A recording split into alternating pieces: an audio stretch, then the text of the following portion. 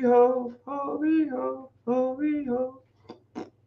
They not like us. They not like us. Why does my shirt keep going down? I'm trying to make it look like I'm somewhat professional, but my shirt keep going down. Wait, what's going on though? What's happening? What's up? Got that thing fired up. Hope all is well. Hope y'all doing good. Hope y'all doing great. I know it's a little later, but sometimes the best time to talk to people, or the best time to get your message out, is when people are winding down for the day. Because one thing, in my personal opinion, you reflect a lot on your day when you're winding down. Whenever you're laying in your bed and you're relaxing, or you're watching TV and the TV's on in the background and you're surfing the web, or you're laying down, or you're sitting in the tub, or you're just straightening up the house, getting your day ready for tomorrow, I think sometimes that's the best time you kind of reflect on your day. Me personally, I do it when I'm at the gym. I do my best reflecting at the gym or when I'm driving. But a lot of people statistically reflect whenever they're winding down for their day. So I like to come on late at night, or I like to come on early in the morning. You getting your day started. I like to throw new um, mindsets and new thinking at you the first thing of the day, so you can reflect on it all day long. But um, I'm coming on here. We're streaming live on all social media platforms: Facebook, YouTube, Twitter, Twitch, Instagram. Welcome, welcome. I see you. What's happening over there? And if you're new here, make sure you're following. The same old corny stuff that everybody says. Make sure you're following. Make sure you're liking TikTok. Make sure you tap the screen. And if you would like to follow, go to the YouTube channel, watch from there. I'm gonna be saying the same thing. It's a little laggy on some other channels, but there at least I get paid. I might get $1 for you being over there, and at least if you can, you know, help support me while just watching. It really helps out. But I appreciate y'all being here. And I noticed that a lot of people are. I'm trending on, I think, Instagram. I don't know. I made a video about a guy spending his money on a dumbass Scat Pack or Hellcat or something like that, and I don't know. I guess people resonated with it, and I said, "Okay, cool, let's go." And you know, social media will send you messages saying, "Hey, we push you, you push us. Like you go live, you post to us, and we'll push you, right?" So I get people to stay on their platform. They push me socially. I get my message out, and scratch my back, I scratch yours. All right. So let's get to a couple questions real quick before I get to a general lesson. What are my opinions on REITs? REITs are good. Buying your own real estate is better, right? So a REIT is when you put money into a pot, and then the pot invests in real estate. It's like a fund that's almost syndication related. So if you don't even know what syndication is, so syndication manager or a fund manager. So if I wanted to start a syndication fund, which I did for a while, but I just didn't like it. It wasn't my thing.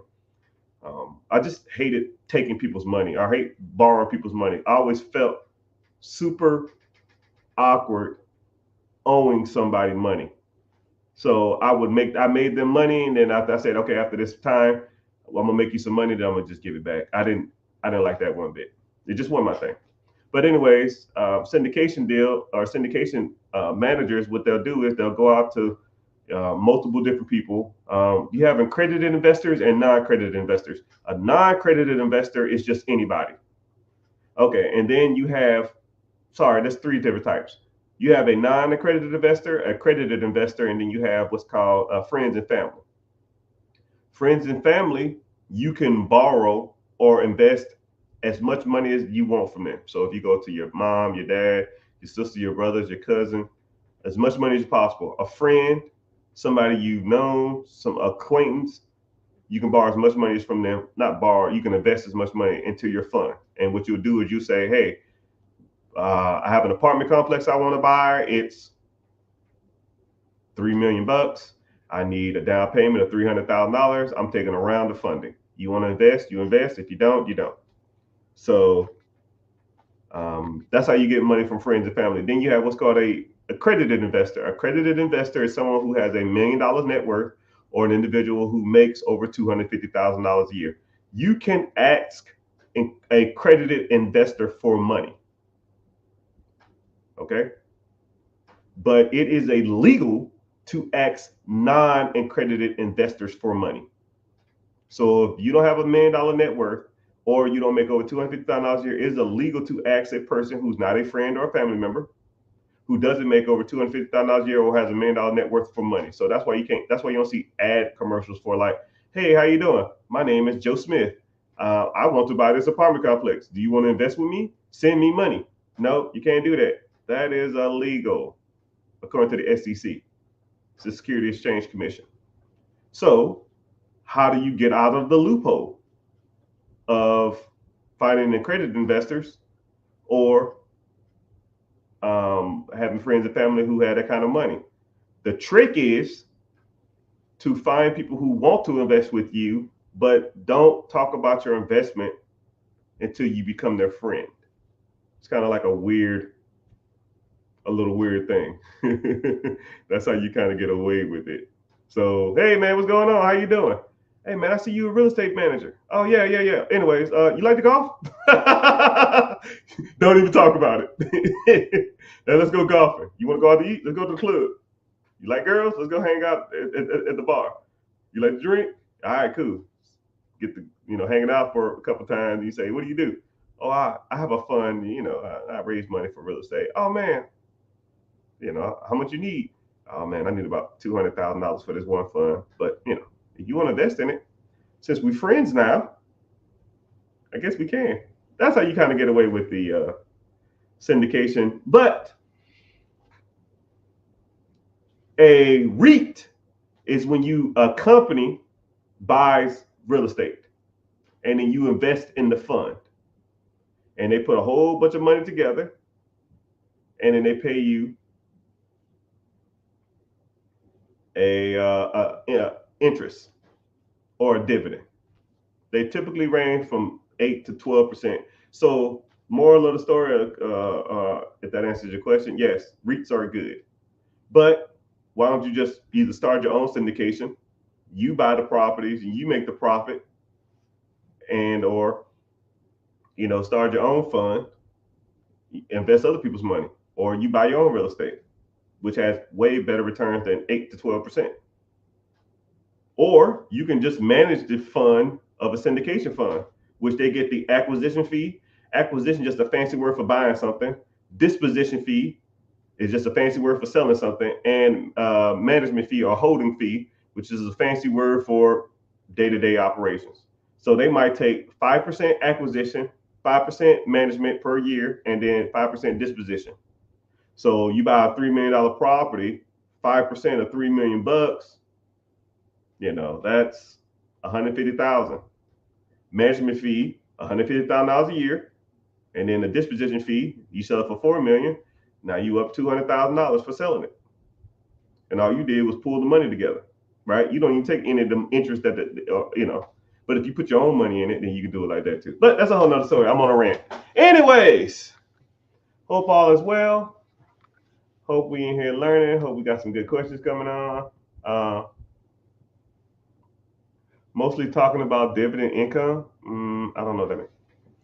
So let me see what we got. Who we got in here? Social media. All right. YouTube in the house. Twitch in the house. Twitter in the house. No Facebook ever, but it's all good.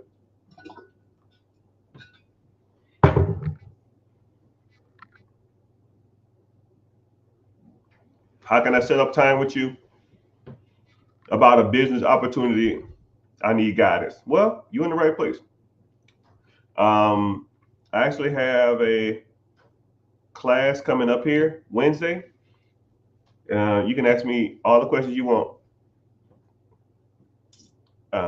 Click the link in the bio, join the free class, or go to therichgetricher.com, which no one ever does that. Just click the link, whatever social media platform you're on, It'll say be your own boss. Go there, sign up, and I'll see you in class. And then you can go from there. If you want to do a one-on-one, or you want a phone call, or you want to set something up, we can kind of go from there. But that's how you get a hold of me.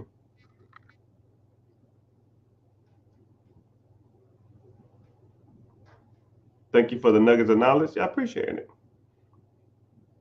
What are my thoughts on Section 8? Oh my goodness, here we go. Section 8 is a good program for real estate. Okay? Section 8 is not the only program for real estate. People talk about Section 8. I'm going to give you a great analogy. It's like someone coming to you. There's someone saying, what do you think about? I'm trying to think of a super popular team. What do you think about the Dallas Cowboys? Yeah, they're one team out of the whole NFL. They're a good team, but are they the best team? At any given Sunday, they can win, or any given Sunday, they can lose. Basketball, what do you think about the Lakers? The Lakers are a good team. Even given day, they can win. Any given day, they can lose. But there's 32 other teams.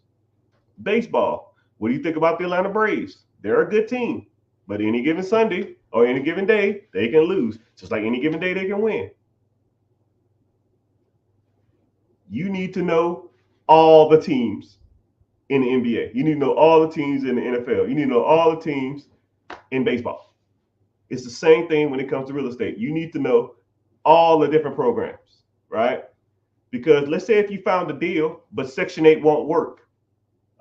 Well, I paid these gurus to teach me Section 8, and this deal, Section 8 won't work, or Section 8 in this state is crappy, or this is not a landlord renter friendly state, or Section 8 doesn't pay 90% or 100% or 80% or whatever the value of it is. Sometimes Section 8 gives you a small percentage depending on the state. So let's say a Section 8 does like a supplementation, right? So they'll give you 10%, 15%, 20%. If the rent is $1,000 and they give them $200, what the does I give about? That don't make me no difference. If they're $800 short, I'm kicking their ass out. It doesn't make a difference in certain states, so it's irrelevant. So in Section 8, some programs don't even work. You know about wholesaling, bird dogging, syndication? I kind of explained that. Section 8, do you know about lease option? Do you know about buy and hold? You know about bird strategy? You know about fix and flipping? I mean, you know about banner signs? You know about tax liens or tax deeds? Every state is different, people. Every real estate deal is different. If Section 8 won't work, take the hat off, put on your owner financing, or creative financing, or seller financing, or sub 2, right? Do you even know what sub 2 is? Some people might do. You know what lease options is? Some people do. You know what lease buyback is? You know what seller carry is? Some people do. You need to know all the techniques if you really want to get into real estate. And the bad part about it is I was buying real estate for years. And I thought I was the big dog. Oh man, I'm buying a property a month. I damn got all these people moving and shaking. I'm buying all these properties. And then you start meeting mother truckers that really move and do some serious numbers. And I'm talking to them about certain programs and certain things. And it was like, bro, what the are you talking about? Like I had 40, 50, 60 properties or whatever. And then you start meeting mother cluckers with 31, 32, 3,300 properties, 8,000 properties, 8,000 properties. Younger guys than me and you. I'm in my 40s, so guys younger than me. You got 8,000 units? How the hell you do that? Like this. Boom, boom, boom, boom, boom, boom, boom, boom. And I'm just like, I don't even know what that means. I don't even know what you're talking about. Yeah, I can tell you don't know what you're talking about. That's why you gotta learn. That's why you gotta learn. He ain't lying. I ain't gotta lie about no freaking money. I almost wish someone would call me a liar, because I go on rants. I got my receipts. I'll Google and show you everything that you ever asked me.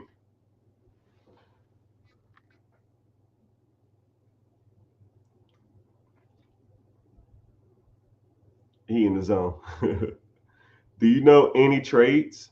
Do I know any trades? I don't know what that means.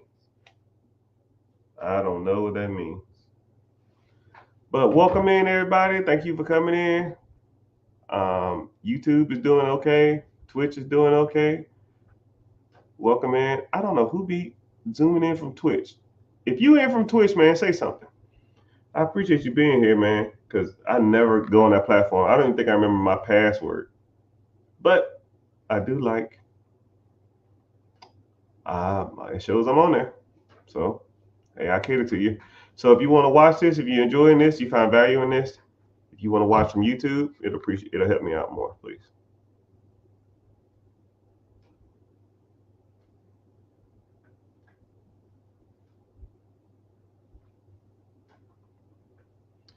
Phantom Towing, what's happening? I see you.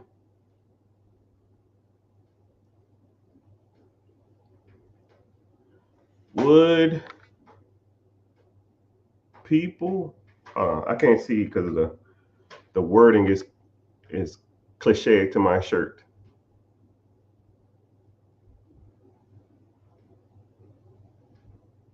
Would you find people who really wanted to help themselves? Would I find people?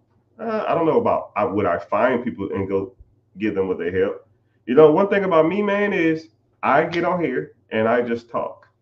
Right? You ask a question, and my why I really provide value to people is that when I talk and I speak, I try to be genuine and I try to give you straightforward guidance. And if you give value to people over time, then whenever they really need something, they'll come and find you. So that's what, I'm not finding anybody. I just get on here and talk. All right. Someone said, any guidance for contractors? Yeah. You know the weird part about it is I I wrote a book on how to scale a contracting, landscaping, roofing, general contractor company. But I only wrote like 10 pages and I just never did anything with it. But that's a whole nother story. But if you wanted to get deep dive into it, we could, you could.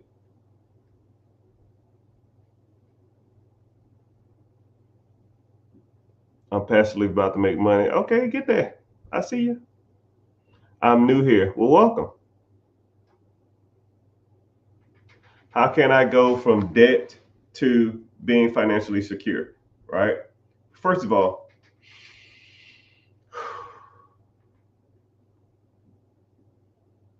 when people say stuff like financially free, financially secure, rich, a millionaire, or any of that type of stuff, that's almost like talking vague. It's like someone saying, hey man, I want to be slow. I'm slow now and I want to be fast. Okay, cool. Hey man, I'm overweight now and I want to be skinny. Oh, okay, like what is that? What is skinny? What is fast? What is financially free? What is financially secure? And once you kind of like you say that, take a step back, define what that is to you, because we're all different. Some people say financially secure is having enough money every month, extra money every month. But that's still just a blanket statement. It's not a number. Because once you have that number, then we can go for the number.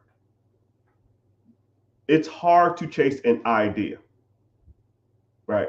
I'll give you a great example. I want to be a ladies' man. Okay, what the hell does that mean? I want to have 3 girlfriends that I can pick from to potentially be a wife.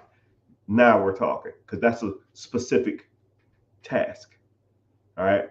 I want to be skinny. I don't know what that means. Well, I'm 240 now. I want to be 180.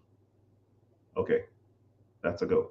We can hit that, because now you have a starting point, and now you have metrics on success. 230, 220, 210, 200, 190, 180.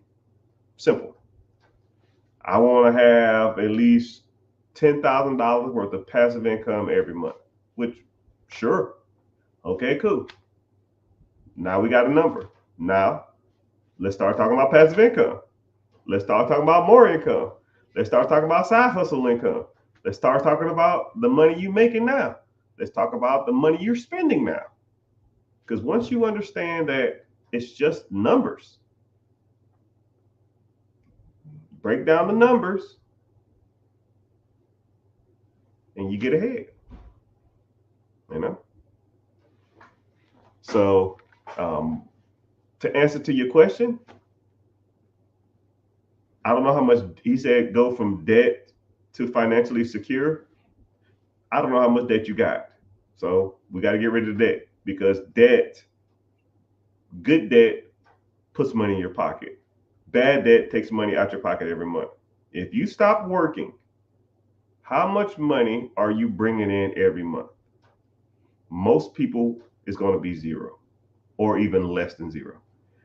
Like, I want you to think about it, right? Because jobs are this idea that it's like a false sense of security, right?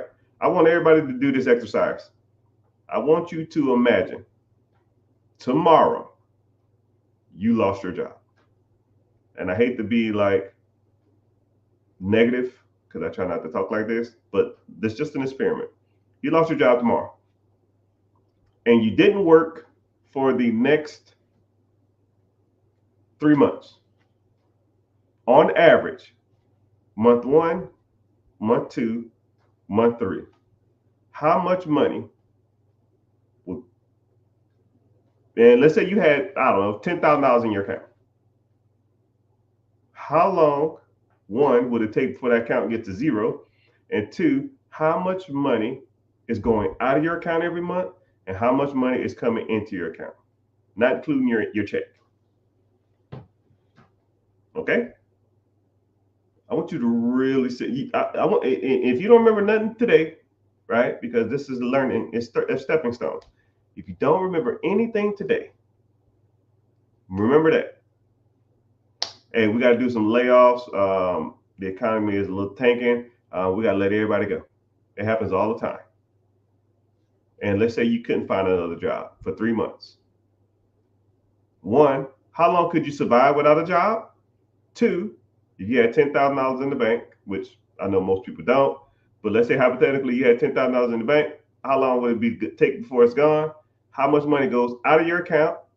And another easy way to do how much money goes out your account every month, and how much money comes into your account that you don't work for.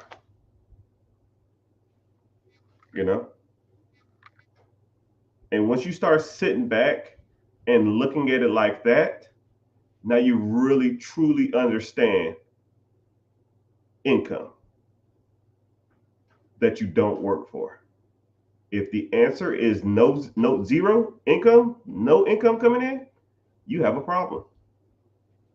You have a problem.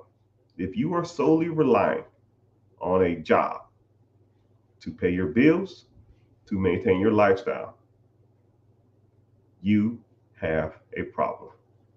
Jobs are not loyal to you. I don't give a damn how long you've been there. I don't know how important you feel you are. They will let your ass go like this and not give 2 damns about you. They'll fire you tomorrow and have your replacement there on Thursday. And by the next Monday, they'll forget you even worked there. Right? I mean, and then the bad part about it is stop me when I'm lying. Right? You know how many jobs I've had in my life? Right? I did 22 years in the United States military. The last day I left, nobody, except one dude I talked to, we was good friends for like 5 years. One person I talked to is still there. 22 years in military service, one person. One person messaged me, and one person messaged me talking about fantasy football, but it was like a joke. Not like, oh man, how you doing? What's going on?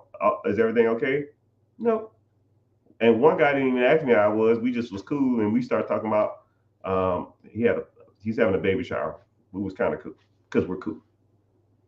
Two people, pretty much 1.5. 22 years of service. They kicked my ass out, and it is what it is. Now, what they'll do to a 22-year decorated vet? I fought 6 damn wars for these people. 6 wars. You know, Iraqi freedom? Yeah, that was me. I helped shut down the base in Iraq or Afghanistan. No, it was Afghanistan, I think. Yeah, or whatever it was. I don't remember. You know the airplane that had all those people on it? The people was hanging on the side? Yeah, that was my aircraft. You know, you can Google that. United States Air Force airplane. The airplane number was 1107. 1107. They was taking the refugees out of the country. Yeah, that was my aircraft. And all the crap that was on it, I had to clean that off. So the people that was hanging onto it, that was in the landing gear or hanging onto the door that was closing, yeah, I had to clean that shit off. I thought it was hydraulic fluid. Guess what? You think the motherfuckers told me thanks? They don't give a damn about you. They didn't give a damn about me. Your job? They don't care about you. They care about the bottom dollar. And that's the bottom line. If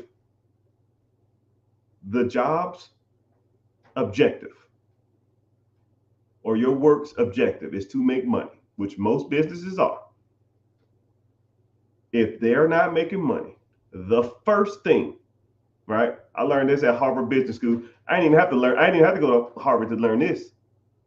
The first thing people cut when businesses are in turmoil, employees. They're not going to cut their ads. They're not going to cut marketing. They still got to advertise. They still got to, promote their services. They make people do more with less. They do more with less. And no matter how good you think you are, how untouchable you think you are, how bested you think you are, how everybody loves me here, they will get rid of your ass. Now, here we go. Let's do this. By show of a random emoji. Just put a random emoji in the chat. Have you ever been fired or let go from a job for unforeseen circumstances or not to because of against your own will? Okay? Put an emoji in the chat. I want to just see if you've been let go from a job because of whatever reason. Don't make a difference. I don't give a damn if you was fired. I don't give a damn if you was let go. I don't give a damn if you was a Christmas casual. I don't give a damn if they was overemployed. I don't give a damn if it was a manning issue. I don't give a damn if they had a seniority issue and you was a low man on a totem pole.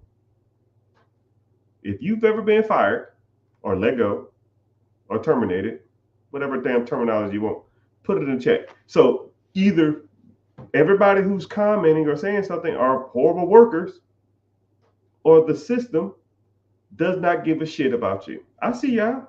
laugh emoji, cry emoji, hand emoji, fire emoji, boom emoji, dollar sign emoji. So either the system don't give a damn about you, or you're not that good at your job. I don't think it's your job. I don't think it's you. It's just the system. But why are you strictly relying on a job? You should be taking every minute of your waking days trying to make as much money as possible that you don't have to work for. And this is what's crazy, because when I was in the military, and I was started making, I was like 10 years in, and I started making some good money. And like my supervisor or co-workers or my subordinates or whoever the fuck it was, they was like, yo man, you gotta get your head in the game, man. We got a mission. And I'm just like, man, this mission. If I get fired tomorrow, you think they're gonna give it that? Like, that mission ain't gonna pay my bills. You know? I mean, I did what I had to do, but it was a minimum.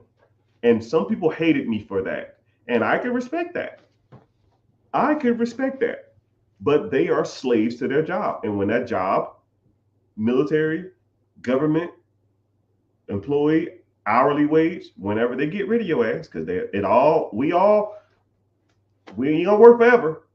Whenever they get rid of your ass, what do you have set up to ensure that your lifestyle is remaining what it is? If the answer is nothing, you are fucking up. If you go to your job and give 100% every day, you're messing up. 50, 60% max, people. The other 40%, when you're on your lunch break, or when you got a free minute, ain't doing nothing, you need to be working on your side hustle, working on your side business, working on your business structure, working on raising capital, working on looking at real estate, working on business acquisitions, working on investing. You got to be working on this stuff, right? Not looking up the new iPhone, not surfing on TikTok talking about some freaking, man, this, oh man, you saw this cat video? Don't fuck about no cats. I ain't got time for that, man. How many property managers did you call today and ask them, do they have any properties available? Right? Do you have anybody that, hey man, did you have any properties that a person don't want to manage no more? They want to liquidate and get out of the properties? Oh yeah, I got one guy, he got 10 properties. Cool. Send them my way. I'll take them off his hands. But it is what it is. It is what it is.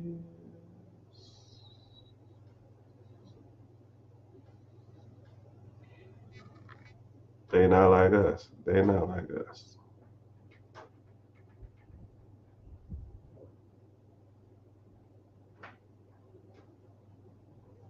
What you cooking? I'm always cooking.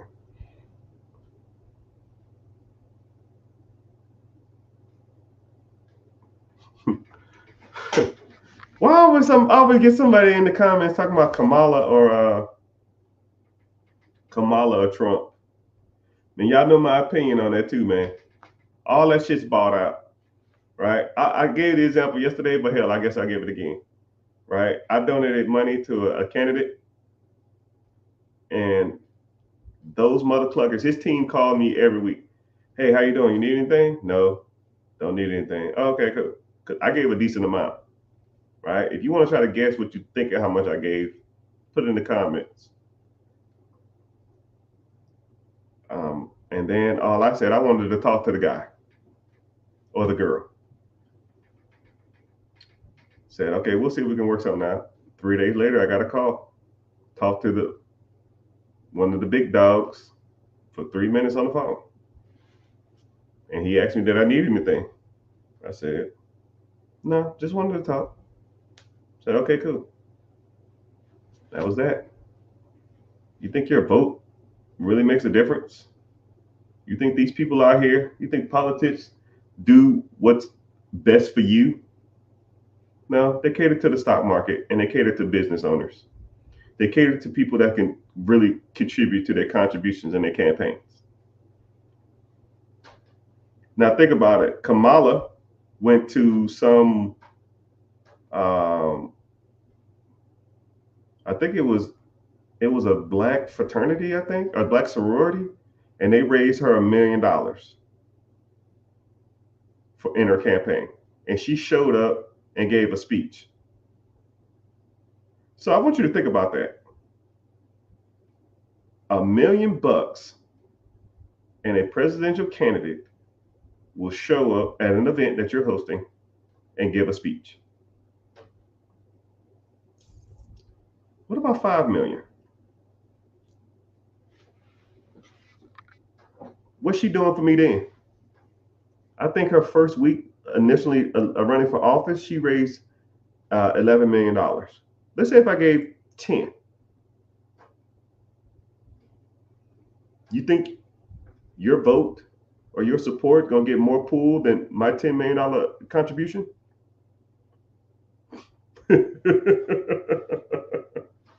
Come on, man. Come on, right? Let's say if I did the same thing with Trump. You know, you give your little $25, you wear your Trump shirt. You think you really moving the needle? Hey, Mr. Trump, here $10 million.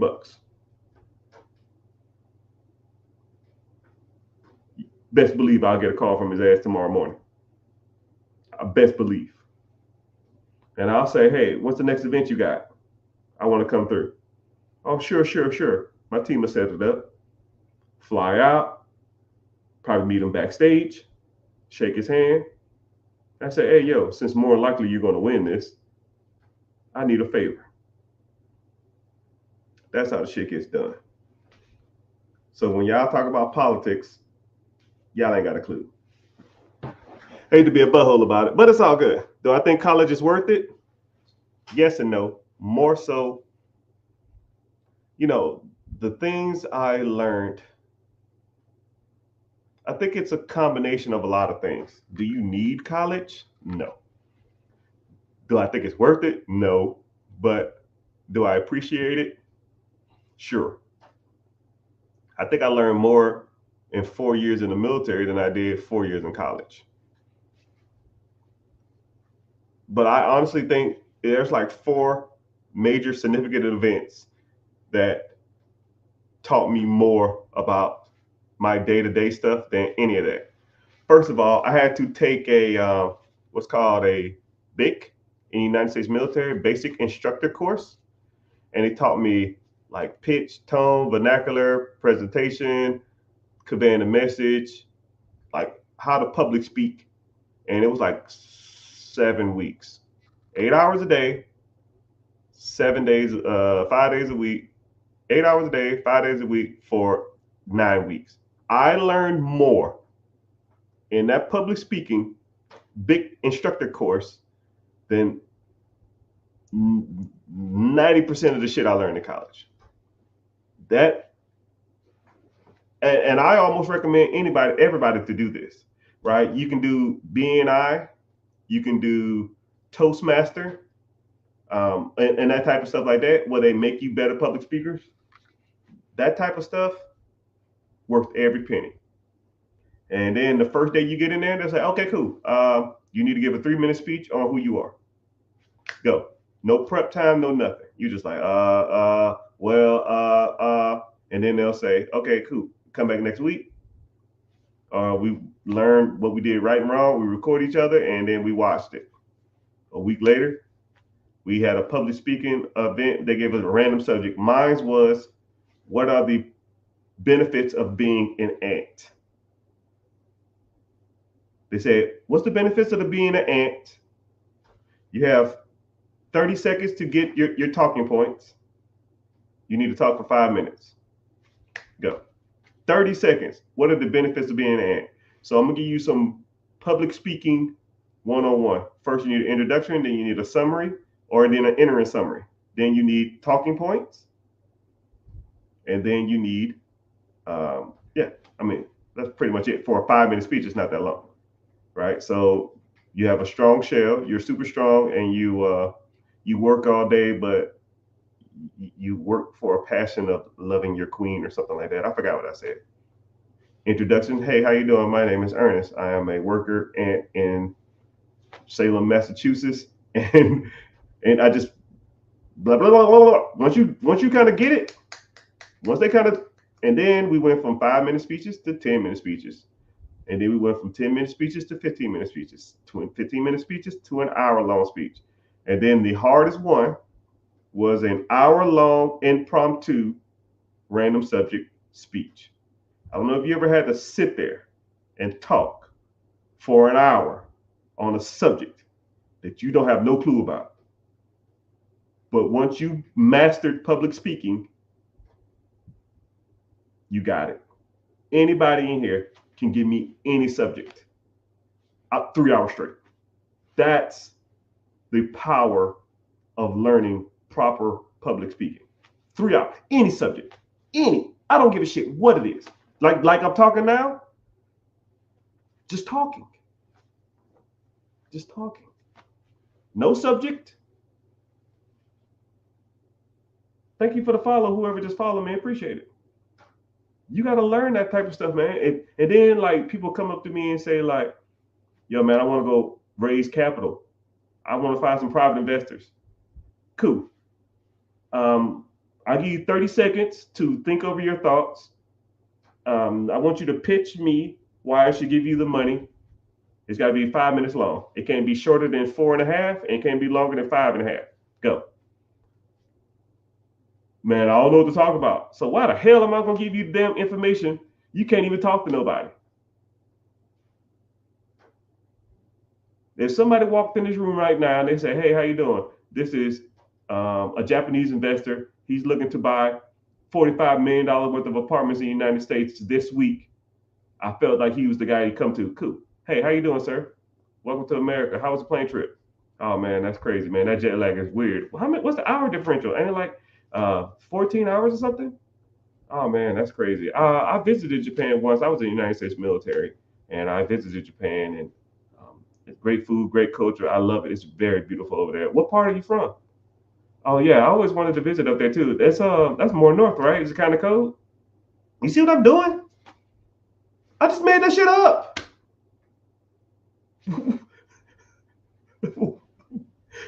I'm establishing rapport so this guy will spend $45 million with me. I'm not just going to be like, hey, man, give me your money. No. And what's crazy about it, I've never even been to Japan. That skill. But that's what makes me the best. They not like us. They like us.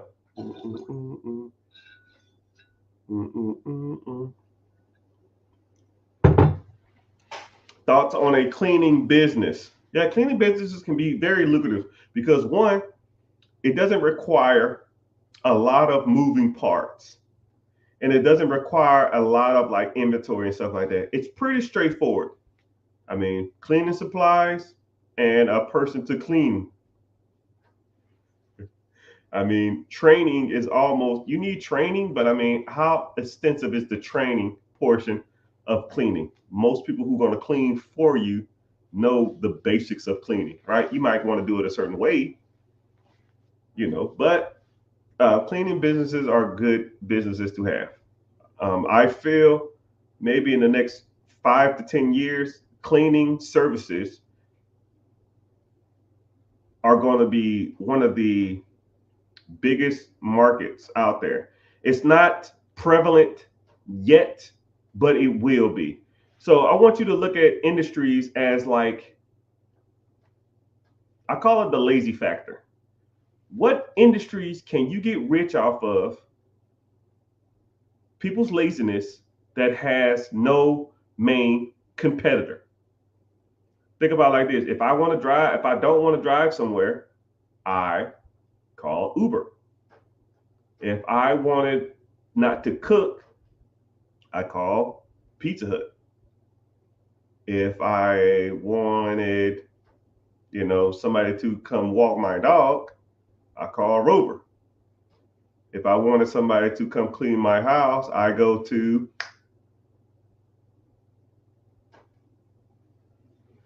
and that's where you make your money at. There's no industry. If I wanted to go to a laundromat, what laundromat would I go to?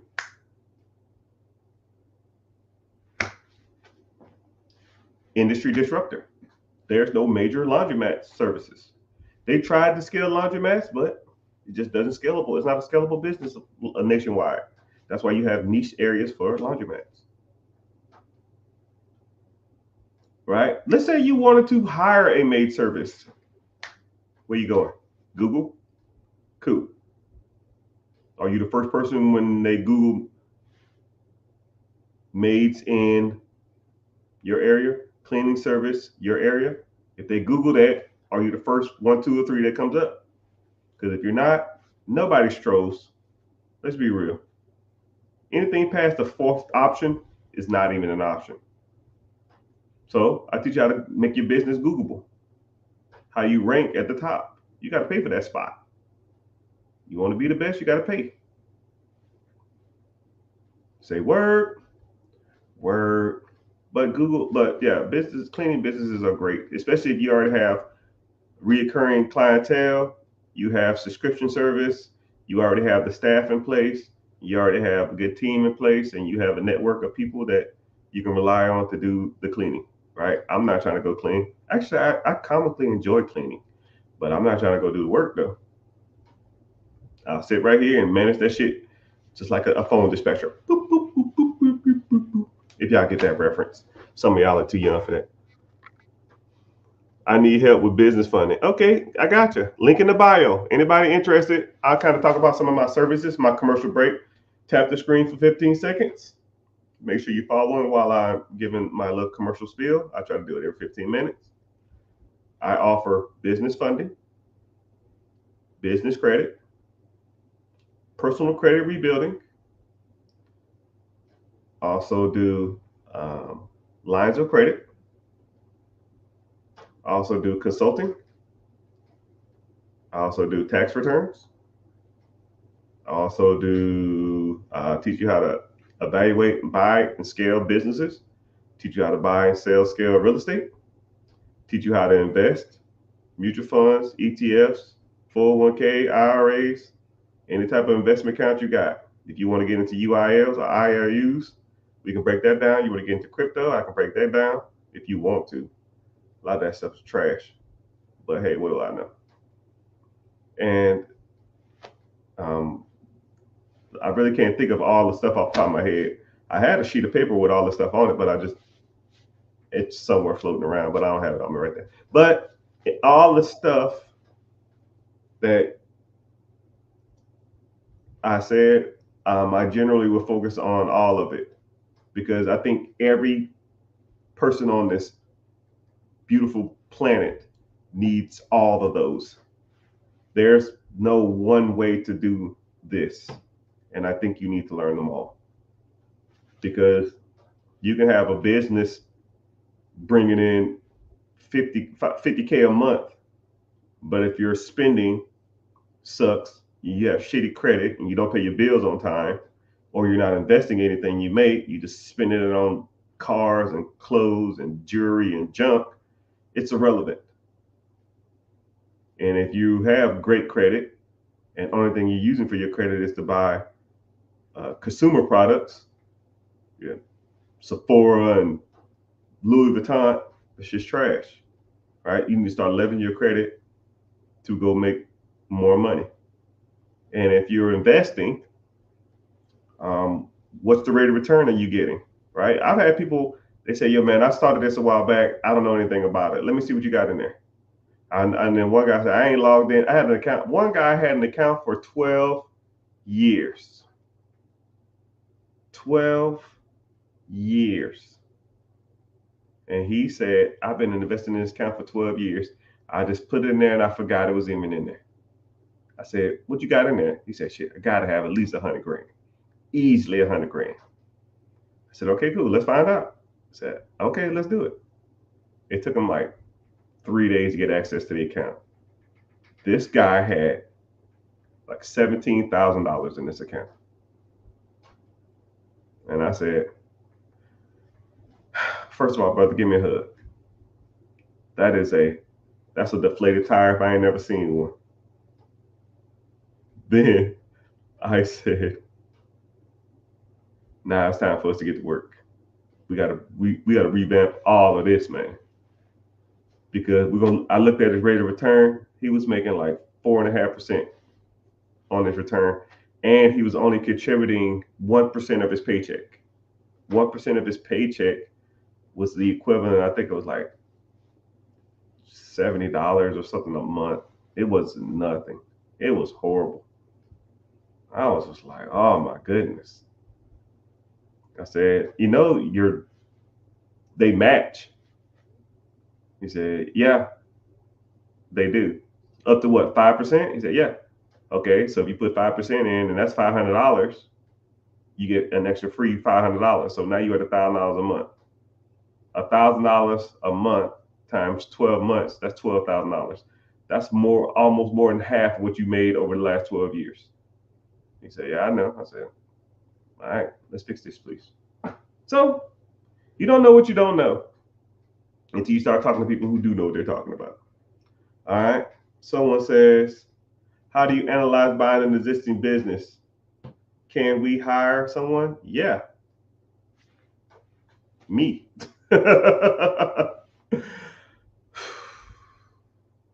If you wanted to evaluate, if you want to do an existing business, there's multitude of things you want to focus on. You want to focus on cash flow, the P&Ls. You want to focus on existing debts. You want to focus on the different types of loans. You want to focus on down payment. You want to focus on your credit score, whether you own that type of business or if you even know anything about that industry. And there's a multitude of loans and different programs out there to acquire those type of loans. If you want the government assistance, which is the best way to go, you're going to need a 680 credit score. And there's multiple different packages: SBA Express, SBA Flat, SBA 7A, SBA 504, and then a general business loan. General business loan is $5 million or more. More likely, you're not going to even qualify for that. But if you want SBA 7A, you're going to be between $350,000 and $5 million. $5 million at a 10% down payment of a 680 credit score, you can buy that type of business. And then you got to do what's called debt servicing. Debt servicing is when you're sure that money that comes in from that business can cover the loan. So for example, let's say if a business is making cash flow to you, SED, seller discretionary earnings, which is, let's say, is bringing in $100,000 a year to you, your pocket. You buy the business for $1 million. So the $1 million, you're going to put $100,000 down.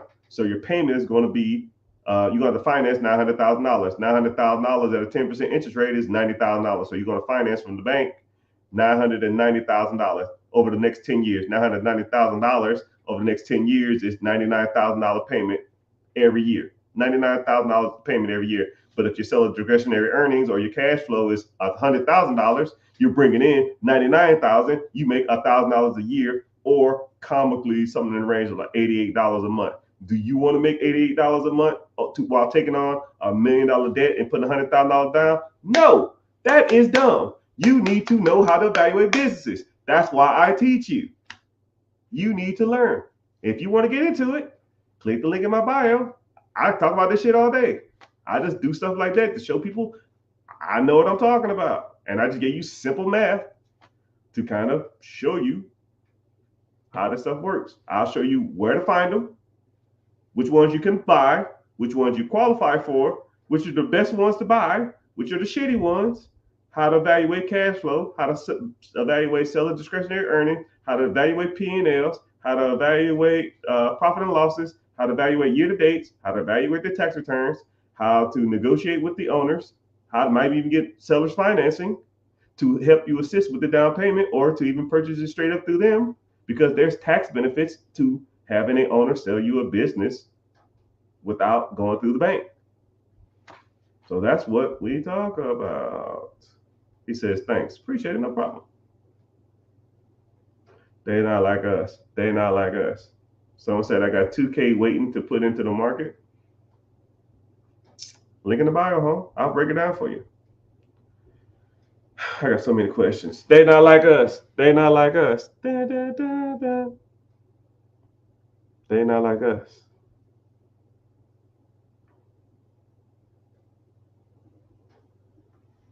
Someone said I made $70,000 in passive income from buying a franchise. Took 2 years. Hey, too easy. You know, I don't really. Sometimes I don't like the word passive because sometimes a lot of times you got to do some work. You got to do something to maintain that process. Sometimes it's a little more extensive than others, but you still got to do stuff for it.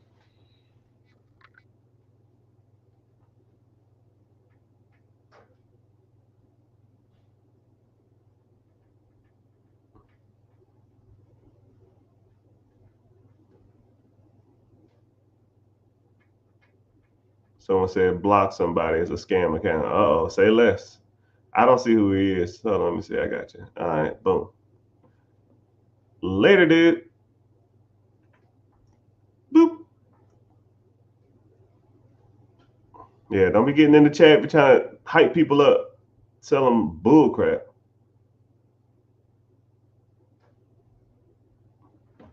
How long does it take from start to end doing an SBA loan? Good question. It really depends on your loan, but generally it could take 4 to 8 weeks. It depends on the loan though. You have what's called an SBA 7A. An SBA express loan. SBA loan, express loans can take up to 4 weeks. A SBA express, now SBA a 7A loan or a 405, they take a little longer because it's more paperwork and stuff like that, and you're going for more money. So yeah, that's a great question. They're not like us. They're not like us. They're not like us. They're not like us. Business to start with 25,000. Well, first of all, my guy, we don't start businesses. We buy them. And $25,000, if you find the right deal, you can get something working.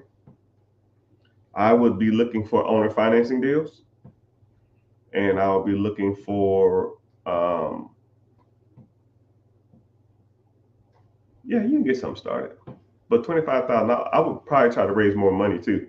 Go to the banks and raise more capital. Use their capital to assist you with that down payment because your money's cool, but someone else's is better.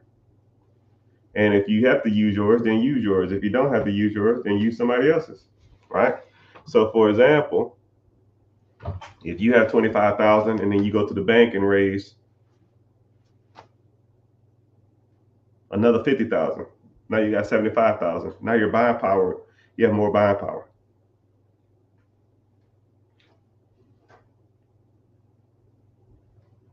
So just something to think about. I like to, you know, tell people they have more options than just what they see in front of them.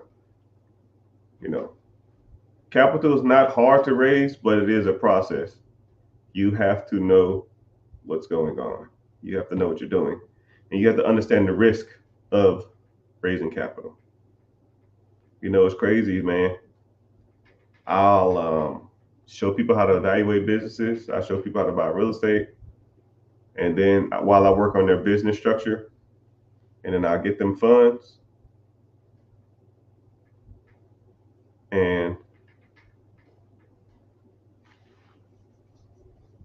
as soon as they get the funds, it's like I never hear from them again. It's almost like you already know what they're doing. I mean, you don't got to hear me say the same stuff over and over again. You kind of get the gist of it. But it's all good. 25 grand, that's a decent amount of money, though. You can get a lot started. Someone said, I have $3.8 million net worth. Awesome. I have $1 million in the house. I'm 63, $400,000 worth of income. So where's your net worth at? If you have like it's weird. You have $3.4 million net worth. You're 63. You make $400,000 a year. If your house is worth $1 million, probably paid off. You have a $3.4 million net worth. So you have 2.4 in probably 401k and other assets. Shit, you almost at the finish line, man.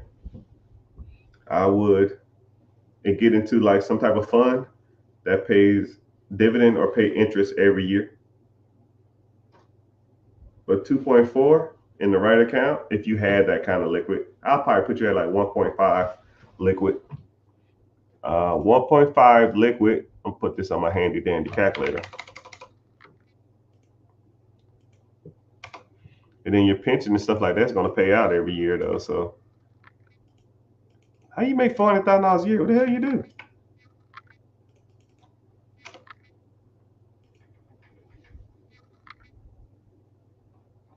You'll be making just in interest $200,000 a year,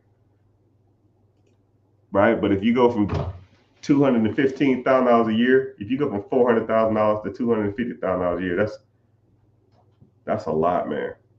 That's a lot. It's almost like if you made $50,000 a year and then you go to $25,000 a year. It's like half your salary. But you're not bad off. What I would do is I would try to get out the majority of my debt and try to save as much money as possible to put it in something.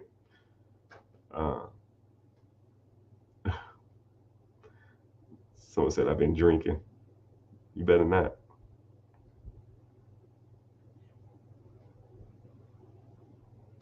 I got the side hustle stuff down. Yeah, I'll meet a lot of people that got good side hustles, but they don't do nothing with the money. Like, if you have a side hustle and you take your side hustle money, if you have side hustle and you take your side hustle money and live off of it, then you're contradicting yourself. You're not doing anything. If you're taking money that you spend your extra time earning just to spend it on more dumb stuff, then you're not doing anything.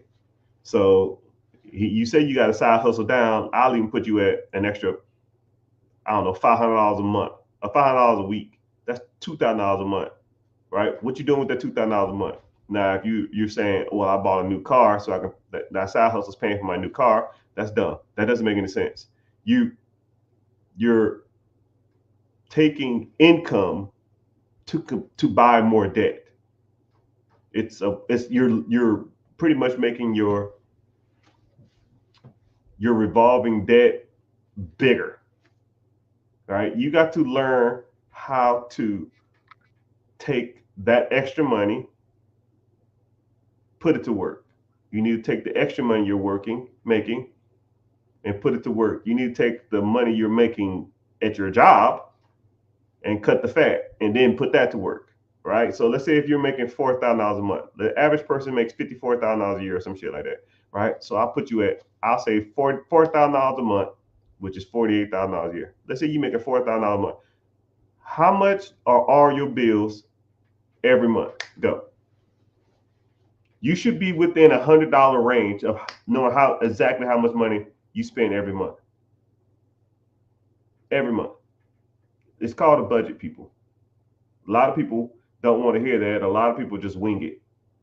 And when I say stuff like, y'all think y'all good with money, but you don't know how much money you spend every month. Right? If I say how much money you spend every month, and you say the number, and you're not within $100 of that, you have no clue what you're doing. Go to your bank account, put last 30 days, look at your expenses. What was the total?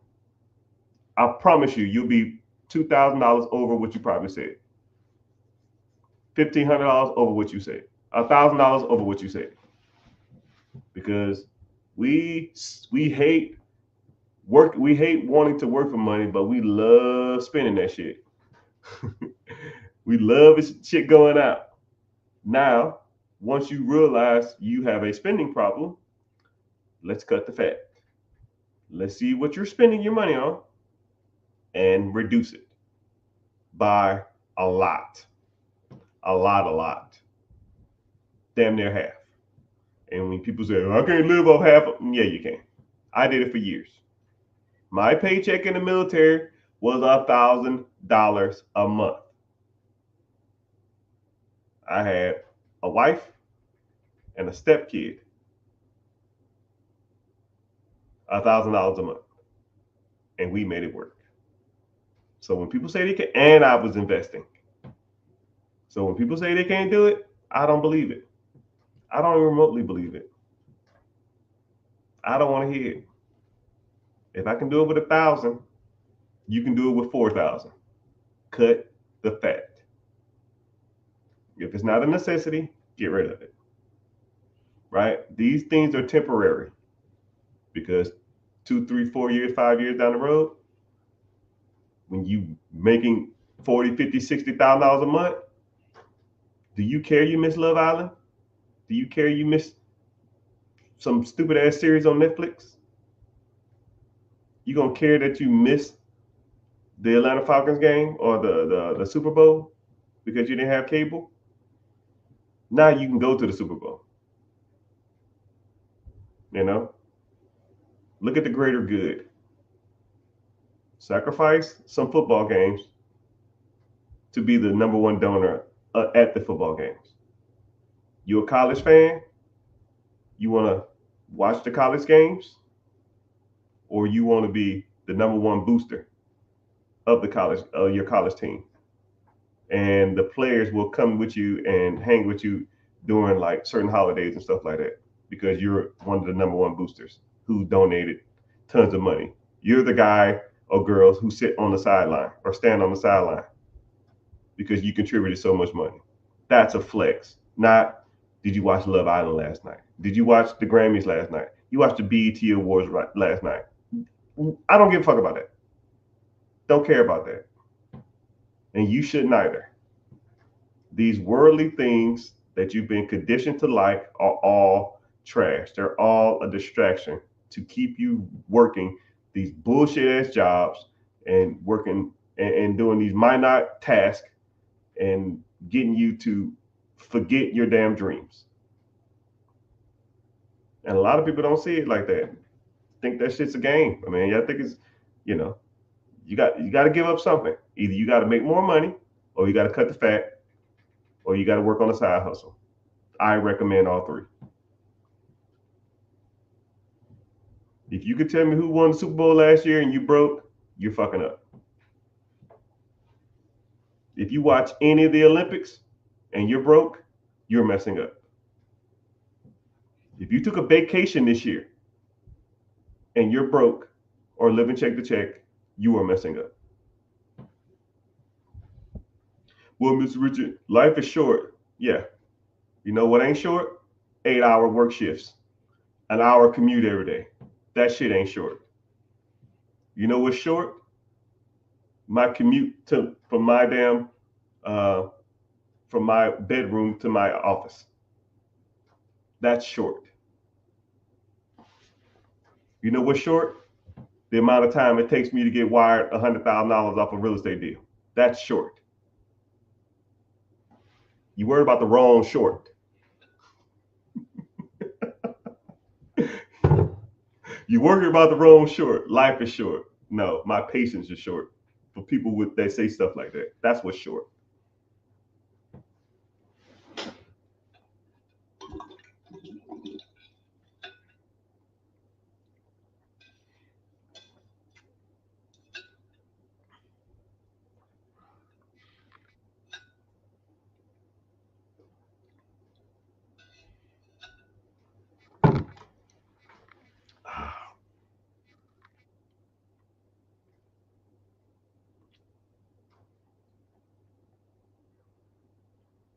What's happening? What's up? Got that thing fired up. What's happening? What's up? Got that thing fired up.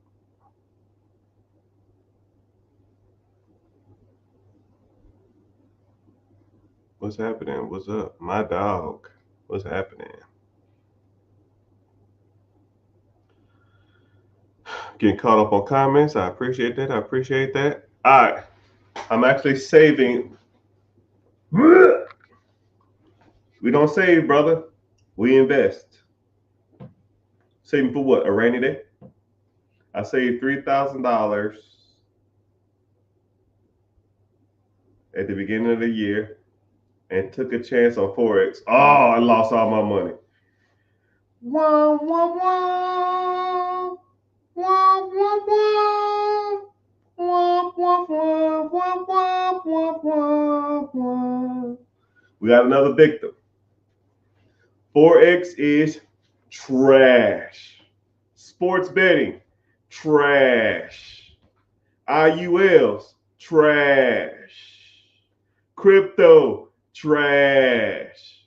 Scat packs, trash. Really? Yeah, really. Trash. How we go? Here's my logic and thinking on Forex trading. And I'm going to give you a little quick analogy called think tanks. Okay? Okay? Whenever you get to a higher level of investing, right? Day trading, calling shots, puts, stop loss, all of that kind of stuff. Whenever you get into that type of stuff, watching the market, trying to ride the waves and stuff like that, there's levels to it. You can be the best Forex trader in the world, but you will never, ever outperform hedge funds and think tanks. So what a think tank is, so I want you to think of a company right there, right? Okay, so you have brokerages or financial houses, and then you have hedge funds, right? But they're kind of the same thing. A brokerage house is like the big dogs, right? The Fidelity, the Charles Schwab, the Goldman Sachs, all of those guys. And within those, they have what's called think tanks. And in those think tanks is a group of people, and all they do is talk about money, the market, trends, trying to ride waves or ride waves up or ride waves down. They're trying to ride up cycles and short down cycles. Now, I got a job offer to be a think tank guy. You get a flat fee and you get commission depending on how good you do. So, for example, let's say my salary was $300,000, and then I met one of the people that also did it, but they worked there, I didn't.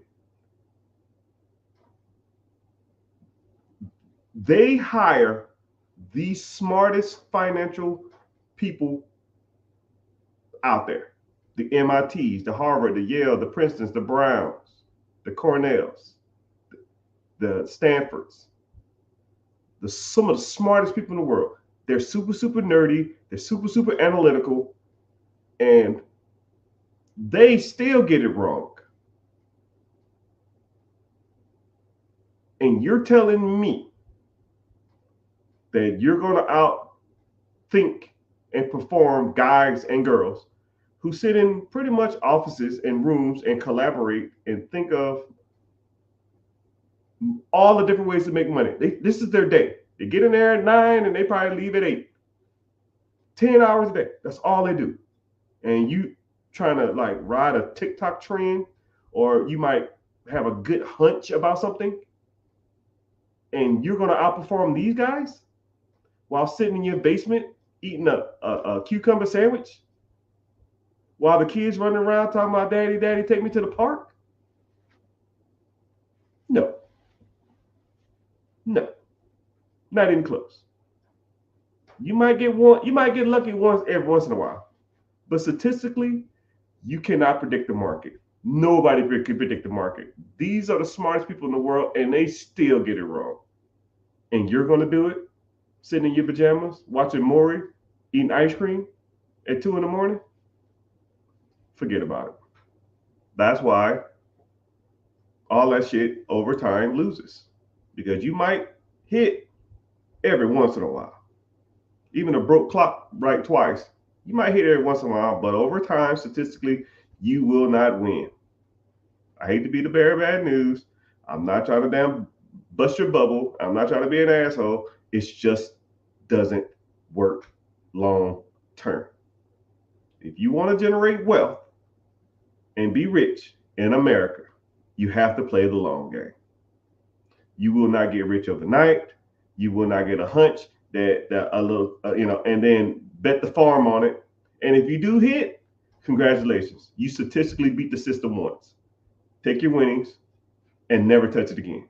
But you know what people do? They got 3,000. They put it on something. Now I'm up 1,000. They took the 4,000. They put 1,500 on it. Now they have 5,500. Shit, I got this down now. They put the whole 5,500 on it and they lose.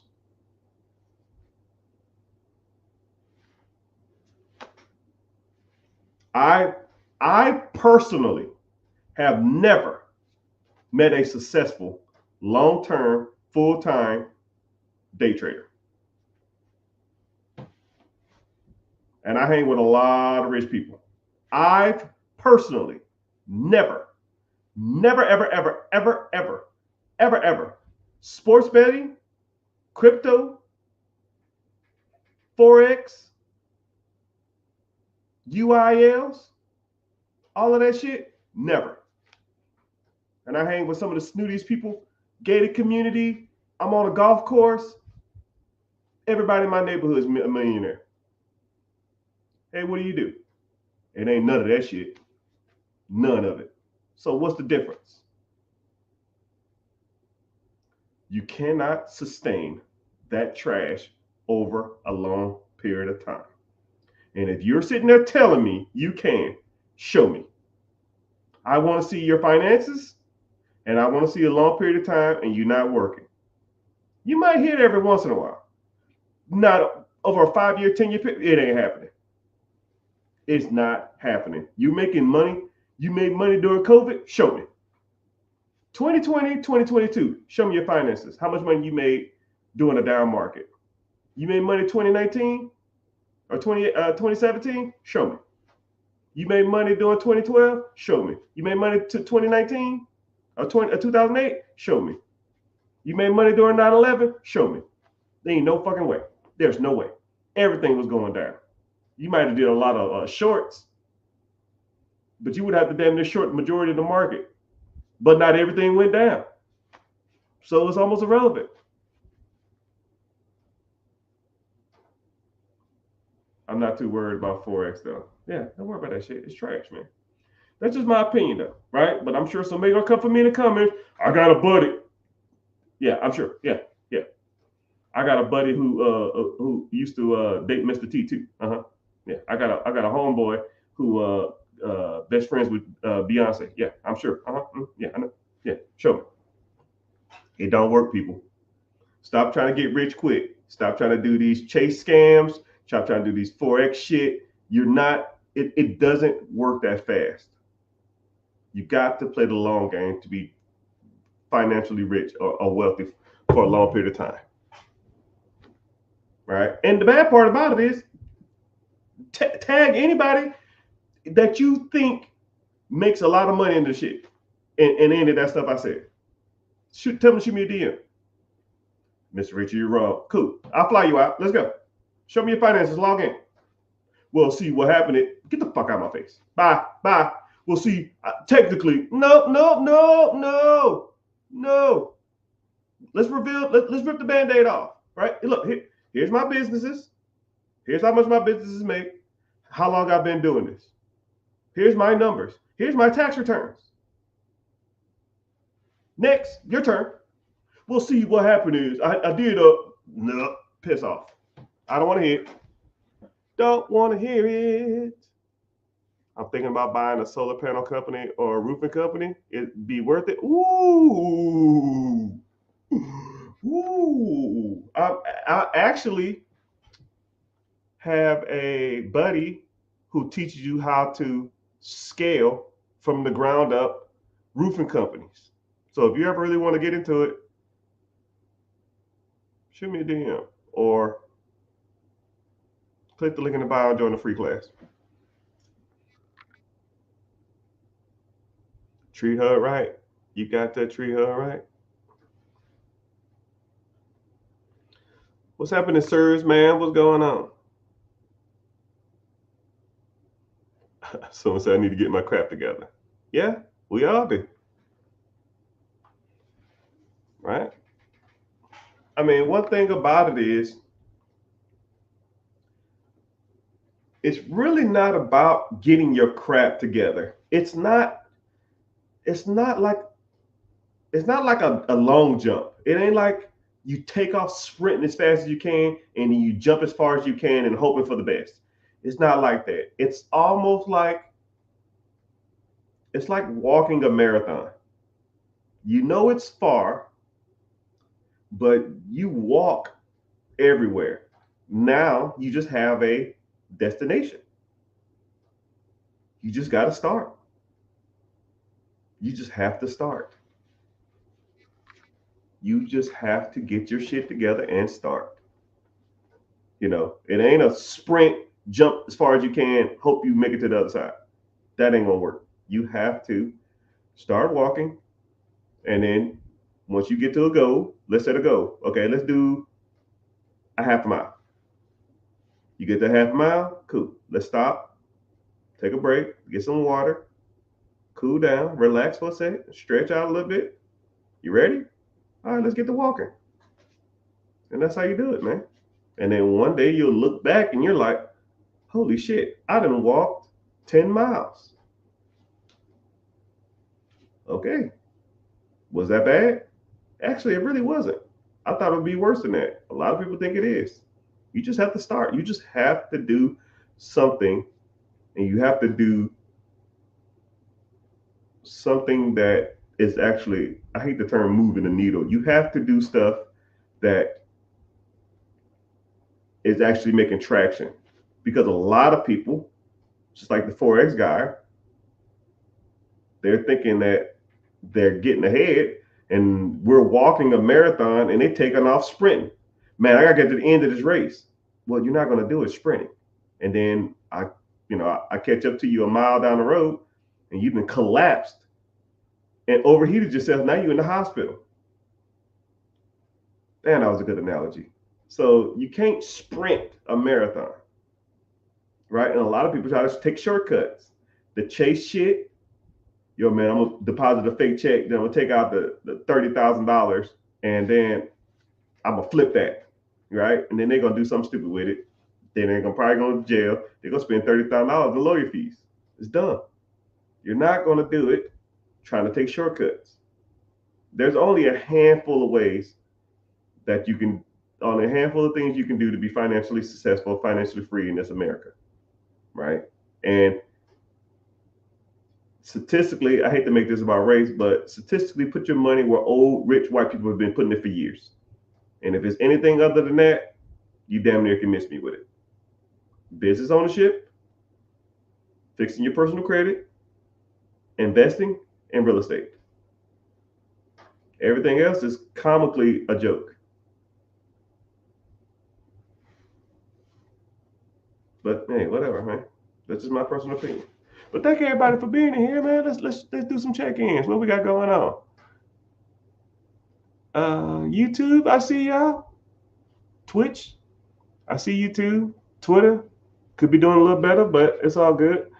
Instagram, I see y'all. I see y'all. Appreciate y'all being here. Facebook, TikTok. I'm about to get off here in a sec. I'm getting tired. Someone said, write down a budget, get out of debt, quality relationships, save your money, invest, index funds. Yeah, that's a good start. There's a couple things I would change though. All right, here we go. Let's focus on that. Writing down budget. You know, I'll use like a weight loss program as an example. Like we've all told ourselves, man, I'm gonna cut the fat. I'm going to lose weight. I'm going to eat better. And then you'll do it for like 3 days, 4 days, 5 days, and you're just like, I need a pizza, right? Um, what a lot of people don't do is they don't factor in like junk, or they don't try to taper themselves off. You know, a lot of people when they think of a budget, if you're making $4,000 a month, you say, okay, I'm gonna reduce my spending from 4,000 to 2,000. No, man, you don't have to like dramatically cut the fat or dramatically reduce your expenses. You can slowly but surely, okay, let me pick one thing this month that I know I don't need. Uh, okay, Hulu. Let me cut Hulu this month, and then 2 months from now, I'm going to cut something else. You know, and then but you learn to live without certain things. Or next month, I'm gonna cut something else. Or next month, I'm not gonna eat out as much. Or next month, I'm only gonna have a budget of $200 to eat out, and then I'm gonna reduce it to $150 a month. Then I'm gonna reduce it to $100 a month. Then I'm gonna reduce it to $50 a month. Will I just get rid of eating out? Probably not. So let me reduce. Let me just at least get $50 to eat out a month. And now you go, you know, you slowly but surely you're winging yourself off. It's like when you're, you know, if you're an alcoholic or you're in drugs, you're trying to go cold turkey. It's kind of hard to do. You have to start winging yourself off. It's the same thing with a budget, and it's the same thing with your finances. You're not just going to wake up one day and say, "Oh, I'm ready to be rich." Cut all my expenses, cut everything, cut the fat. You know, I'm kind of dramatic like that. I would probably do it, but you don't. Most people aren't like that, right? I'm kind of a different animal. So if you can't do it like that, just take it 1 month at a time. Cut one thing every month or every 2 months and see if you just have to have it. And if you have to have it, I guess you get it back, but then get rid of something else. But inevitably and eventually, the goal is to get um, to have a budget that's so tight, you know how much money you're spending every month, damn near to the $50. Anything over to that, you're messing up. Then he said, get out of debt, which there's good debt and there's bad debt. Good debt puts money in your pocket every month. Bad debt takes money out your pocket every month. If you stop working, how much money is coming out your account? That's not a living expense. Like you have, you know, a house is a living expense. Cars, do you need a car payment? No, you don't. But some people consider them living expenses. I don't. You don't need a damn $50,000 Hellcat. You know, I had a buddy. I don't know if he's watching this or not. If he is, oh well. He had a $65,000 Hellcat and a $45,000 F-150. And I said, yo, bro, you got damn near $110,000 worth of car payments. He said, yeah, man, I'm a bigger guy. The Hellcat's for fun. And then I use the truck as like my cruiser every day. And in his head, it made sense. And I was like, what's the payment on this? He said the truck was 8, the Hellcat was 12. I said, you spending $2,000 a month. $2,000 a month on car payments. That's not including insurance or maintenance. Whatever, man. And then bad part about it is 3 months later, he didn't have a job anymore. And I said, what you gonna do? He said, I'm gonna keep both of the cars. I'm gonna just get another job to pay for both of them. Some people don't see it, man. Some people they in their head it doesn't make sense.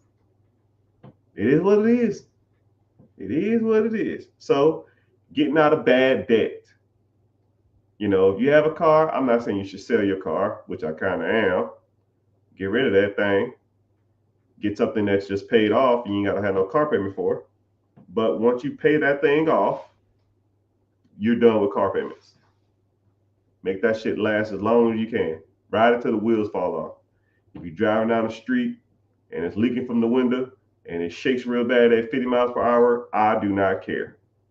Get it fixed. It'll be way cheaper than buying a new car, especially for the damn new payment. Get out of bad debt. If it's making you money, don't pay it off. If it's not making you money, get rid of it. Revolving credit, credit cards, consumer credit cards, that's just trash. Get rid of it. Quality relationships. Yep, you need to start associating with and hanging around people who make good money or make good financial decisions. There's tons of places you can hang out or start associating with people who are financially free and financially savvy. I'll give you some off the top of my head. BNI groups, Toastmaster groups, Cars and Coffee, bike clubs. You know, like some of these guys who ride some of these expensive ass bikes and these bikes club, they have like $4,000 or $5,000 bikes. If you have a $5,000 bike, you probably don't have a lot of worries in life when it comes to your finances. Once you start hanging around those people, then you will start indirectly learning more about finances and money. And the bad part about it is a good road bike is only like $150. You can go to like Craigslist, not Craigslist, Facebook Marketplace and find a good road bike for $150. And then you'd be riding next to guys with $5,000 bikes. But you'll just say, hey, man, I'm thinking about getting into cycling. I've been cycling around my neighborhood. And, now you're getting in shape and you're hanging around rich people. Cars and Coffee. You don't even have to have a car. Just go and talk to the people. Hey, man, this your car? Yeah. Oh, man, what year is this? 72? Yeah, my dad had a 73. He sold it. My mom sold it when he passed away, and I was so mad at it, right? They didn't even get the value for it, what they wanted for it. How much is, if you had to put a value on this, what do you put it at? I don't know, 75,000. Oh, okay, cool. Yeah, we ended up getting like 30 grand for it. I know we got ripped off. I'm just making shit up. I'm just having a conversation with the dude. Establishing rapport. So where you from? You from around here? Cool. What do you do for a living? Oh, I do this. You establish a rapport. Stuff like that. BNI groups. REO meetings. Real estate, REI meetings. Go there and hang out with people who talk about real estate. That's all they do there. You want to talk about real estate? Go to a real estate live event. And it just be people in there, and all they're doing is talking about what investments they got, what investments they had, what money they lost, what money they got, and all they do is sitting there talking about money. You will almost get, sometimes I go to these things and I'll just be like, yo, bro, like, let's talk about something other than money, because that's all they talk about. And I'll talk about money all the time. But there's tons of places you can go. And I just gave you some off the top of my head. All right. If I sat here, I can probably talk for an hour just off that. But there's multiple places you can go in your community where high net worth individuals go. Right? Just think of where rich people would hang out. High-end gyms.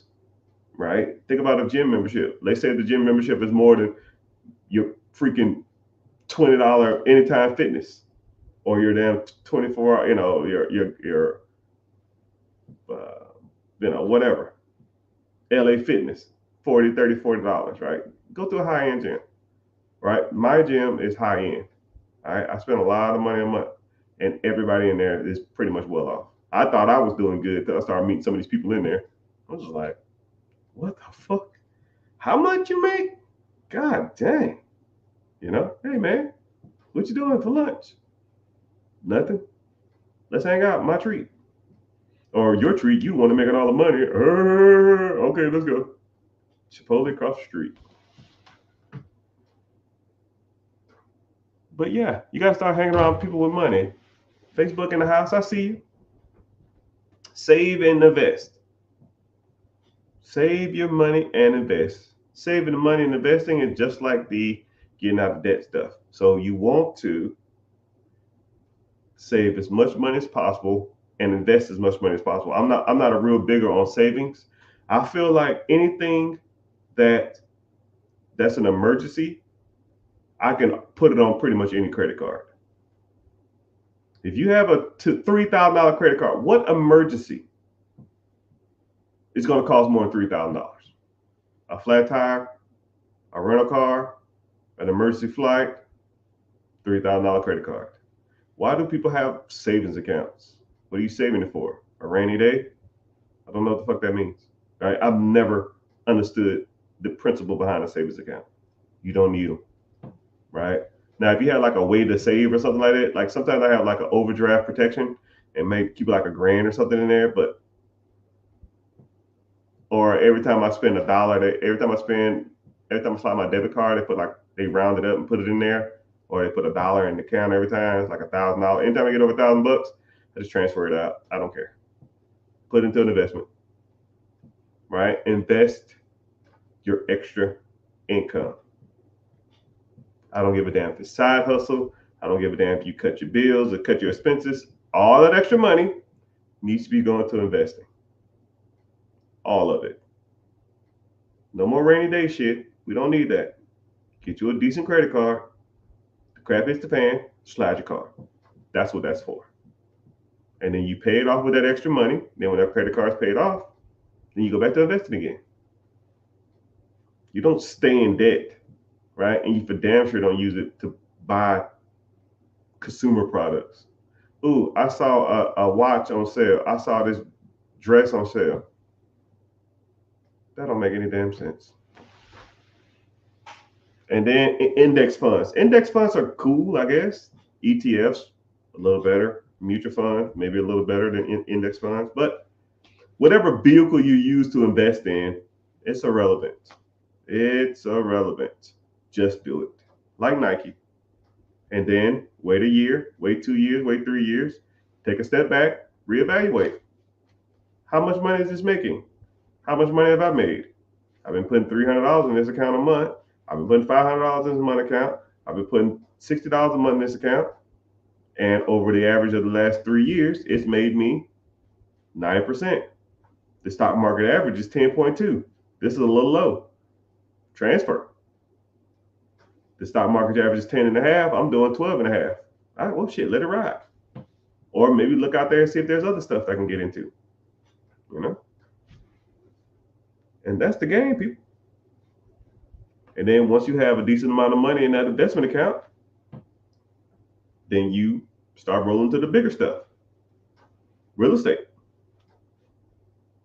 And a lot of people say stuff like, man, I can't get no real estate, there ain't no deals in America. Bullshit.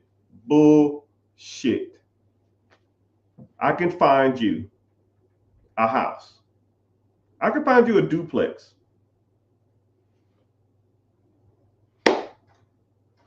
In the next 5 minutes. Under $80K, your payment would be $600 a month, and both sides are renting out for $1,000 a piece. $2,000. And your payment is $600 a month. You're making $1,400 a month, which is about $16,000, $17,000 a year. Next 5 minutes. So when people say shit like, there ain't no deals out here, you just don't know what you're looking for. You don't know where you're looking. You don't know what you're talking about. You don't have no clue. You are a mouse running through a maze with blinders on and headphones. You don't listen to what anybody say. And you don't know what you're talking about. Because there's people like me. And some people I associate with and some people I know out here buying up everything. But hey, it is what it is, people. It is what it is. So, just based off that, if you're interested, you like talking about that type of stuff, click the link in the bio, join a free class. Find it in New York City. Come on, man. I said I'll show you a place, not no fucking New York, and for damn sure not in California.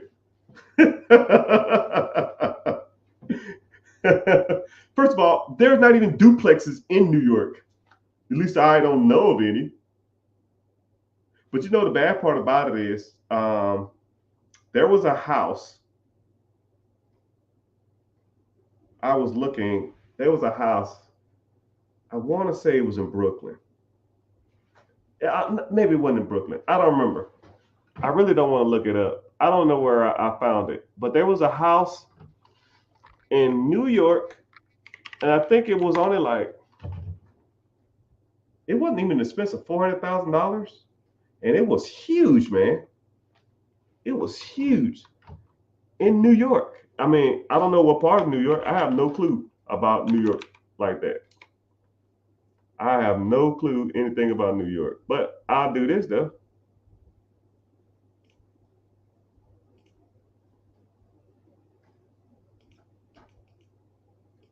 Let's do this. Let me find a multifamily.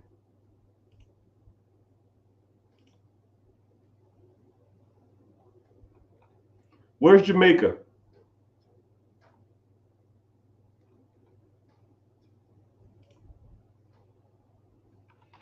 Jamaica, New York.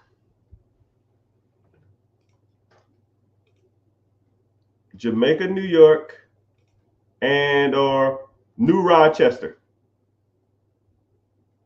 I don't even know where that is.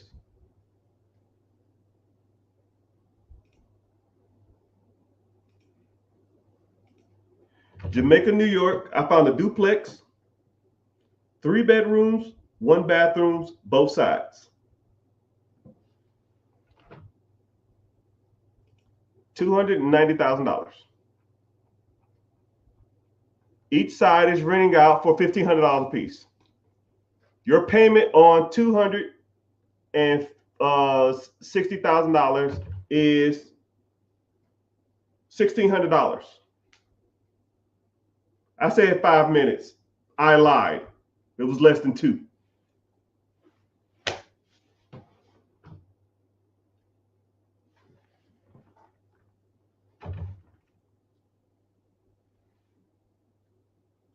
Duplex. Asking price. Payment.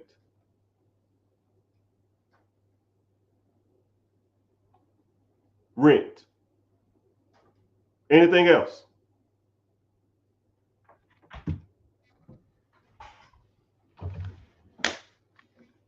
Y'all can't see what I see. I just had to show them on TikTok.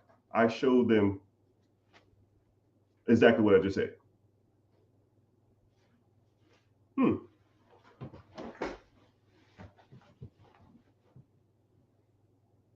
I ain't got time for excuses. Either you want to do it or you don't. Either you want to do it or you don't. But I think that's a good talking point. I think I've kind of proved my point.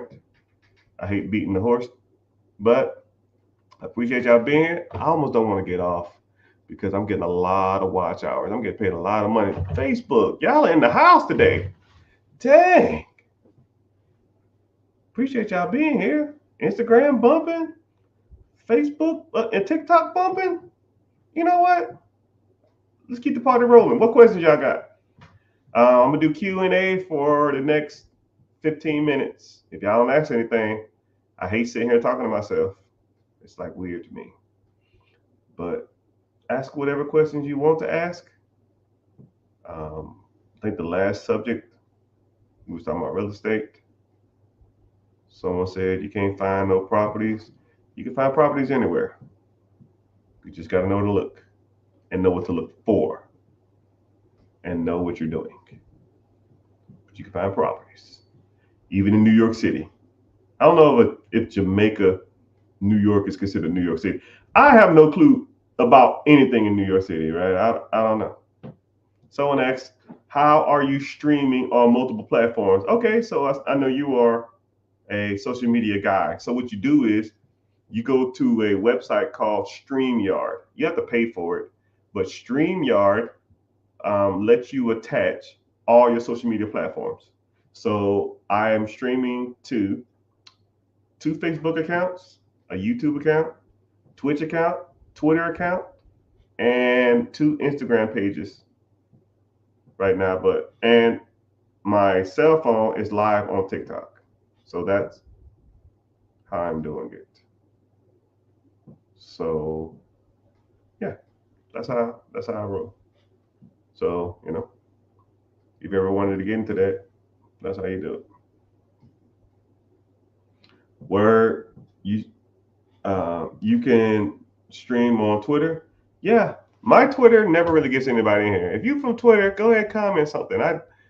I rarely get people from Twitter. Twitter's like weird. Like I'll go on Twitter and go live. That's what I like about this, because if I'm on Twitter, if I go live on Twitter, and if I go live on Twitter on my cell phone and no one's in there, I'll be like, man, this sucks. I don't feel like talking. But if I go live on StreamYard, which I prefer, this is what's great. This is what's good about StreamYard. You go live on StreamYard and it goes to all your social media platforms and it records. So then it takes the videos and it uploads them to all your platforms. So now the replay will be back on all social medias. So it's almost like and what's crazy is it's, so when I'm talking, it's not like I'm just, sometimes I feel like I'm just talking to myself. It's not, but I look at the people that are in here and I can say, oh, okay, cool, there's multiple people here. So I have 3 screens, and actually 4 screens. So this, if I look over here, that means I'm talking to Instagram. If I look straight ahead, I'm talking to the majority of everybody, and then I do this. That is TikTok.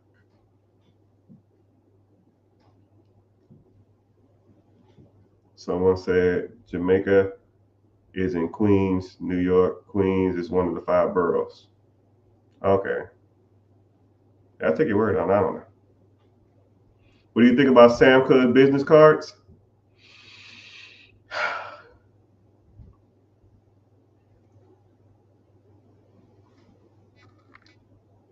They're okay. If I had to rate them 1 through 10, they'll be like a 4. If I have a card, so I love business lines of credit. As you know, I have tons of business lines of credit, right? Tons of them. Business lines of credit, right? Millions of dollars worth of business lines of credit. Business lines of credit are only good. They need to be practical. They need to be applicable. If I have $100,000 at Sam's Club, if I don't have like a food truck or a vending machine or something to that nature, what's the point? I can't do nothing with it except use it at Sam's, right? If you want business credit to show up on your business side, which doesn't reflect or move the scale on your personal side, that's good. But if I only can use $100,000 at Sam's Club, what's the point? Why? What the hell am I going to buy? Here we go. Everybody in the chat, here's $100,000 Sam's Club card. What the hell are you going to do with that? Go buy gift cards? Go buy some jewelry? Go buy a whole bunch of chicken? I mean, what are you going to do with that? It's not, no uses for it. Use it for gas? Okay, cool. I'm gonna max that thing out. $50. A business card. Only reason you should have a business card is to go out to use it to grow, scale, or buy real estate or your business. That's the whole point of business lines of credit. If I can't use it for that, there's no point of having it. A Sam's Club card or a Buc-ee's card or a Sephora's card. It was crazy though. I had one person, I showed them how to go out and get lines of credit. And they told me, excuse me, they said to me, I said, okay, I can show you how to do it, or you can just pay me and I'll do it for you. And they said, well, it don't sound that hard. And I said, it's hard. I'm going to make it seem like it's easy, but it's going to be harder than you think. And they said, okay. And I broke it down. I gave them a list of stores, a list of lines of credit, told them how to say it, what to do, how to apply, when to apply, whatever. 2 months later, I get a call or a message. Hey man, I tried, it didn't work. Well, it kind of did. What is kind of did? I thought I was going to get like 15, 20. I thought I was going to get like, 50, 60, $100,000 worth of lines of credit or business credit. I got 12 grand. I said, okay, well, 12 grand, I guess it's better than nothing. Well, what'd you get the cards to? I got $3,000 at Home Depot. I got $4,000 at Victoria's Secret. I got $2,000 at Sam's Club. I got another $2,000 at the gas station. And I got another a secure. No, it was secure. It was I got a charge card, a Discovery charge card for $3,000. And I said, sit down. What I'm about to say is going to probably hurt your feelings. What you just did is almost complete opposite of what I told you, and horrible. None of that is usable. $4,000 at Victoria's Secret. What the hell are you going to do with that? $3,000 at Home Depot. What the hell are you going to do with that? $2,000 in gas cards. You going to get $100 a month in gas?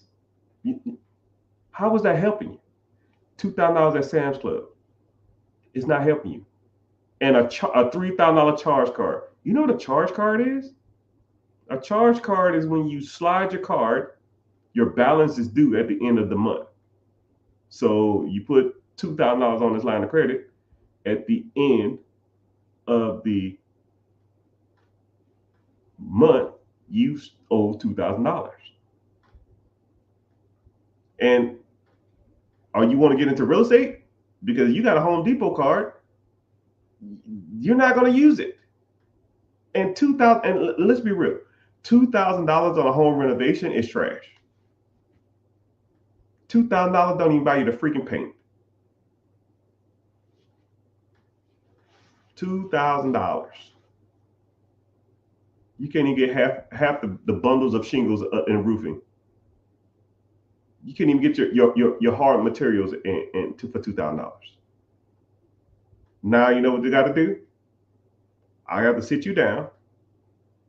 I got to dissect your business profile, your credit profile, and I got to get rid of all this bullshit, all the hard inquiries that you did because you did it wrong. Now you got 6 hard inquiries on your damn credit. Now nobody's going to give you money. Your block is hot. Now I got to go ahead and get all this crap off your credit. And then we got to go for more rounds here in about 3 months because you raised $12,000 on bullshit. So in 3 months from now, I'm going to teach you again. You can either do it my way, pay my fee, or do it yourself. Oh, I'll pay. Cool. 3 months later, $75,000 from Chase, American Express, and Bank of America. No charge cards, 0% interest for 2 years. That's why people pay me what I'm worth. But I can sit on here and talk all day, people. All I'm doing is kind of trying to prove my worth to you guys and show y'all that I'm not out here playing around. If you are interested, last call. Last call for alcohol. Last call, people. If you're interested in learning about business credit, buying a business, scaling a business, buying real estate, sub twos, commercial, duplexes, quadplexes, Section 8, investing, fixing your personal credit, working on your business structure, LLC, EINs, business addresses, DUNS number, trade lines, whatever. You want to work on getting your business credit higher, or your personal credit higher, or your credit profile higher, or your whatever, getting all those inquiries off. Hard, whatever. That's why you go to the big boys or the big girls, because we know what we're doing here. And whatever step, wherever you are in your journey, I'm just a guide. I'll get you to where you need to be. But you got to take a step forward. You got to want to do something. So if you're interested, click the link in the bio, join the free class. Right? Don't sell your information. You sign up, I will never reach out to you again after you come to the class. I don't care. Don't need your information. Don't need to sell it. Don't need to solicit it. Even though I get offered a lot from a lot of people and a lot of money. Yo, man, sell me your information. Piss off. Don't need it. But Facebook, YouTube, Twitch, Twitter, X, Instagram. Appreciate y'all for being on here. Avita Zane.